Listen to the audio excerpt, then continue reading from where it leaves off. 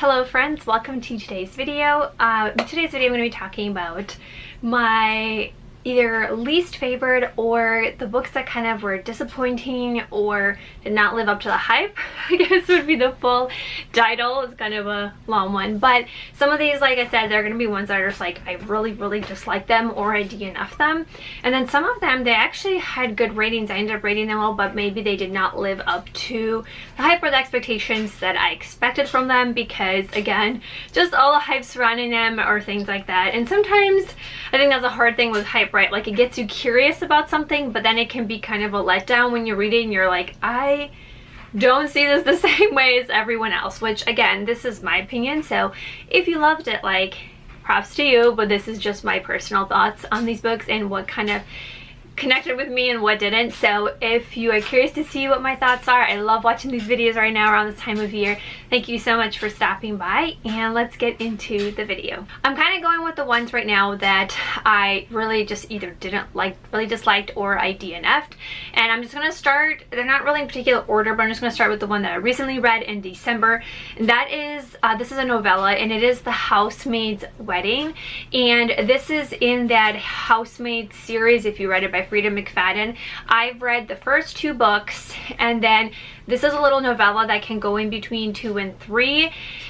And I feel like I tried to be understanding, but with this book I was like, why what was the point of it? I didn't understand. Like, I felt like it had potential. Like, they created all this suspense. I think it was like 60 or 70 pages, and there was all this like suspense and things being built up in like true Frida McFadden fashion, and I was like, oh my gosh.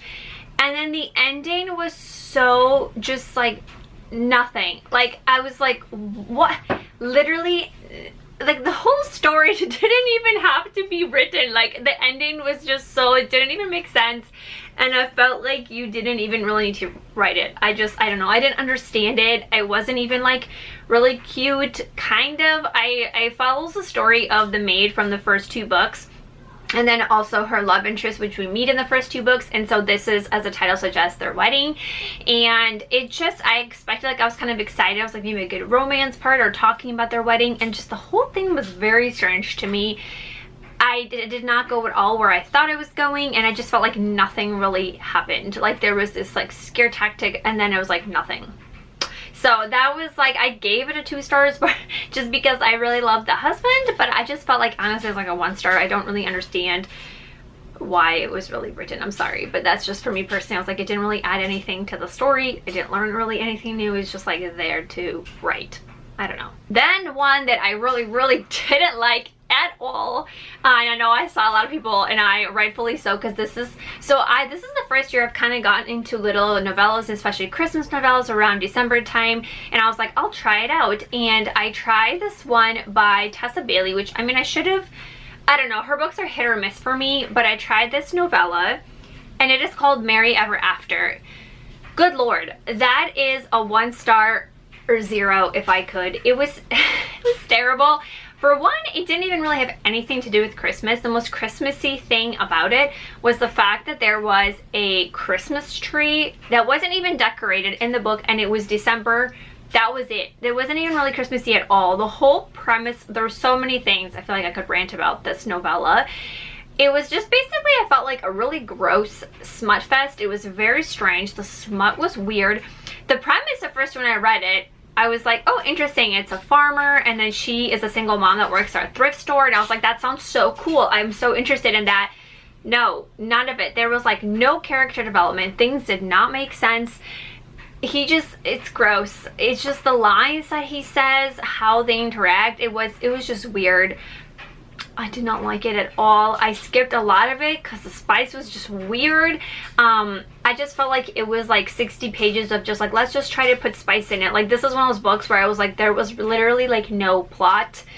It didn't even make me feel like cute holiday cuteness, nothing of that. I was like, what was this? It was horrible. I didn't like it, and I would not recommend it at all. So just no. And another one, and maybe this is kind of telling me, I don't know how I'm feeling about Frida McFadden books. This is another one that I DNF'd about 60%. So I made a valiant effort, I would say, and it is The Teacher by her, and The Teacher. And I just really did not like this book. I felt like there was not one likable character. I thought I liked this one, like maybe kind of like host or friend. I didn't like anyone. I didn't emotionally care about any of the characters. I wanted to punch everyone in the throat, to be honest. Like, I just was so... And the reason I also quit is that so the book is called The Teacher, and there's a lot of kind of inappropriate, like, sexual things also going on between teachers and students. And I myself am actually a teacher, and it just, even not being a teacher, that would give me an ick, but especially being a teacher, the whole premise of the book, and I know, like, there's books where you can discuss these things, but the way it was just done in the book, I just felt like icky reading it. It wasn't even like a fun, suspenseful thriller. Like I said, I didn't connect to any of the characters. I DNF'd it because it just was going... And I kind of guessed some of it, and so I just looked it up, and then some of it, like, that I read was, like, what the twist was. I was like, that's even more gross. Like, I didn't see any, like, redeeming quality in this thriller. It wasn't even, like, a good suspenseful time when you're reading it. It just was, no. I don't recommend it. I gave it a 1 star, and again, just the whole premise of, like, minors and teachers, and it gave me the ick, and I did not like it at all, so no. And then one other book down here that I DNF'd, and I mentioned in one of my wrap-up videos, so I don't want to go too much into it, but it is The Best Thing by Mariana Zapata. And I've only read, I think, a couple of her books, but I kept hearing about this one, and somebody was like, this is like crazy, like epilogue, so epic, this. And I know her books are big, which that doesn't really bother me. But I went into it, and I just ended up DNFing it at 30%, which is still a lot of pages. I think it was like close to 200 or like a lot of pages for her books. The thing that bothered me about this one, and I'll just quick, is it just took, like, not even miscommunication, I don't even know, but, like, it took it to just the nth degree, and it annoyed the crap out of me. The main character, I found her very insufferable, and maybe later down the road, but I was like, I don't have 400 pages. I don't want to waste like 400 pages waiting for you, because it just, the whole premise is for the first like 150, 200 pages, she's talking about how this guy, the love interest, he didn't communicate. She wants to communicate. She just wants to communicate with him, you guys. He didn't communicate with her, okay? So this premise of her, like, communication, I need communication. The guy comes back into her life and literally tells her, I want to talk to you. Like, we need to communicate. And what does she say? Ew, no, I don't want to, no. Like, ugh, it just drove me nuts. And I can find redeeming qualities, but I was like, I cannot read 400 more pages of this, and I couldn't. I DNF'd it, I'm sorry, but I just was like, it drove me nuts. It bothered me. I was like, just talk. We can't do this for 400 pages, you know? Then this book, this is also a DNF. It is The Duke and I was very kind of shocked that for me, maybe, again, I can try maybe down the road, but this is the first book in the Bridgerton series, and this is, for one time, this is one of those rare occasions where I felt like the show or the movie was actually better than the book for me. And I know that this is a very, very popular series, but I just did not like it. I don't know what it was about the writing. I tried to listen to it as an audiobook, and it was very boring to me, and I just could not get into it. I didn't seem to be emotionally invested in the characters. I didn't care about the romance, and I was like, I can't, it just wasn't it for me. And so maybe down the road I can try again, but I don't even want it, to be honest. I'm not like, oh, I really want to go back and try. I don't, the reality. So this was a DNF for me, and I don't think I'll be continuing with this series. I don't know, unless, I guess, let me know your thoughts if you've read it, but I'm not dying to read the rest of the Bridgerton books. Then these next books are not ones that I like hated or disliked, but they were ones that I read them, I rated them, but they were slightly either, like I said, didn't live up to the hype or like disappointing to me. But again, a lot of these are still really, like, some of these are 4 stars, but I'll give you my explanations behind it. So, see, the first book, which this is one of my all-time favorite universes and always will be, is Taming 7. Hear me out, because I love this world. I cannot wait to read any other books that come out with it. These are all 4 or 5 stars. This one is a 4-star for me. The reason it is on this list is just because, like I said, I felt like this talks about the couple Gibbsby and Claire, and they, if you've read the other four books in the series, they're one of my favorite characters in this world. I could not wait. When I knew that this book was going to be about Gibbsby, I was so excited. I was like, this is going to be a 6-7 star for me. I was just so excited, and I was a little bit let down. It did not go the direction that I at all anticipated, which that's not the problem. I don't know, something about it just didn't, it just hit me different, and it kind of, I felt like there wasn't as much focus on Gibbsby. I don't know, there's just a lot of these like side plots, and it all kind of did connect in the end, but it just wasn't what I expected to see. And so that's why it's still, again, I still give this 4 out of 5 stars. Still would recommend it. One of my favorite reads of the year, but also a little bit of a letdown as well. Then another one that I was unfortunately like a really big letdown, I know I saw a lot of other people as well, was Ruthless Vows. Divine Rivals, which is the first book in this duology, was a 5-star rating for me last year. One of my all-time like favorite books. I loved it, and I could not wait for this book to come out. I even pre-ordered it, and I was so excited. And I ended up rating it 3 out of 5 stars, but I just felt like it, for one, it took me like 9 months to finish the book, so that says something about it. I just felt like that tension and like what I loved about Divine Rivals was the relationship between Roman and, oh my gosh, why can I never remember names, and Iris. So like the relationship between Roman and Iris, I just felt like, because in this book, I don't want to give too much away from the first one, but they are partially separated. But it's just, I don't know, something about it, I just did not connect as much. The writing was still beautiful, and I felt like it did pick up towards the middle to the end of the book. I really enjoyed a lot of the parts in that, but it was kind of a big letdown for me, because again, it just, for some reason, something about it did not mesh. I did not get at all that same feeling that I had from Divine Rivals. That book just, I was like, oh, like it left me in awe, and I love that book so much. This one, unfortunately, was a little bit disappointing for me. Then another book, this is book 3, I believe. It is called Where We Ended, and it is part of a motorcycle romance series, and that was a series that I kind of discovered this year.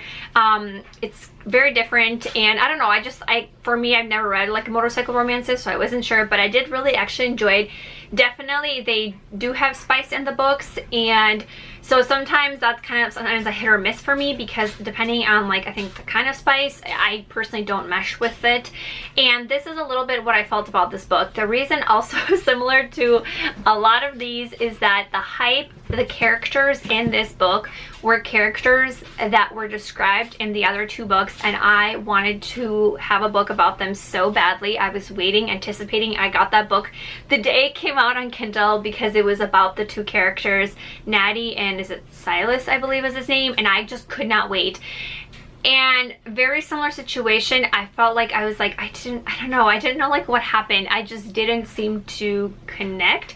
And this one was also like a little bit more gory in ways that, I don't know, it was different from the other 2. If you've read the world of like motorcycle romances, it's kind of similar to like mafia romances, so sometimes there is like violence or different things because they're kind of like motorcycle gangs, that whole world. But it was just kind of I don't know, it was strange. The spice was very weird to me. I skipped a lot of it.